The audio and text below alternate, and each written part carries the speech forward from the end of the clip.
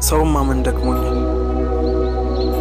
መታገስ ደክሞኛል፣ መጎዳት ደክሞኛል።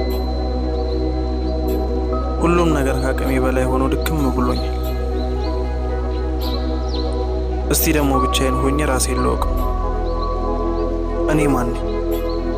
ለብቻዬ ሆኜ ከራሴ ጋር ማውራት። በሰው ከመሰቃየት ይልቅ የብቸኝነትን ስቃይ ምርጫ ያድርጋለሁ።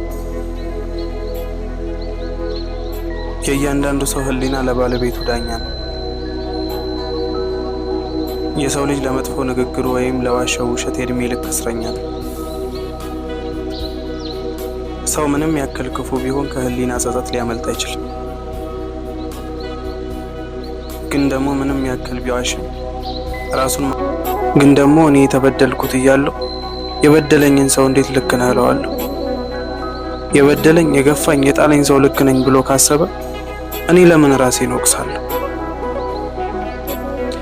አሁን ላይ የተረጋጋሁት ነገሮች ቀለውኝ አይደለም፣ የውስጤን ለፈጣሪ ነግሬው ነው። አንዳንድ ሰዎች ለኛ ህይወት መቃናት ድልድይ ሆነው ያልፋሉ። አንዳንዶች ግን ከመከራ መሻገሪያ ድልድያችንን ይሰብራሉ። ምክንያቱን የማናውቀው ምቀኝነት በብዙ ሰዎች አእምሮ ውስጥ አለ። ከመልካምነት ይልቅ ምቀኝነት የሚቀናቸው አጠገባቸው። አንድ ነገር ልንገራችሁ፣ ዝምታ አለማየት ወይም አለመስማት መቻል አይደለም። አንዳንድ ጊዜ ከመናገር ይልቅ ዝምታ ብዙ ነገር ያስተምራል። እዚህ ምድር ላይ የሰው ልጅ በራሱ በሰው ልጅ ምክንያት ያላየው መከራና ስቃይ የለም። ቢገፋ በሰው፣ ቢሰደድ በሰው፣ ያለውን ነገር ሁሉ ቢያጣ በሰው፣ ንብረቱን ቢያጣ በሰው፣ ነፃነቱን ቢያጣ በሰው፣ ቢገደል በሰው። ህይወት ነፃ የሆነ ትምህርት ቤት የላትም። ማንንም ሰው በነፃ አታስተምርም።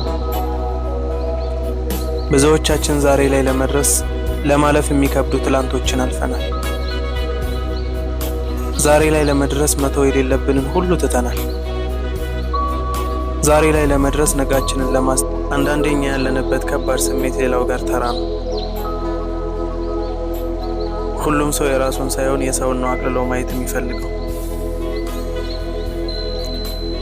እውነት ያለው ባለቤቱ ጋር ነው። ለሁሉም ነገር ከውጭ ሆኖ አስተያየት መስጠት ቀላል ሊሆን ይችላል። ምን እንደተረዳው ታውቃላችሁ? እዚህ ምድር ላይ ማጣት የሌለብህ ነገር ቢኖር ራስህን ካላጣ የፈለግከውን ነገር ታገኘዋለህ። ሁሉም ነገር ያልፋል። አንዳንዴ የራሳችን ጠላተኛው ራሳችን ነው። መገኘት የሌለብን ቦታ እየተገኘን ችግራችንን ከአይምሯችን በላይ እናደርገዋለን።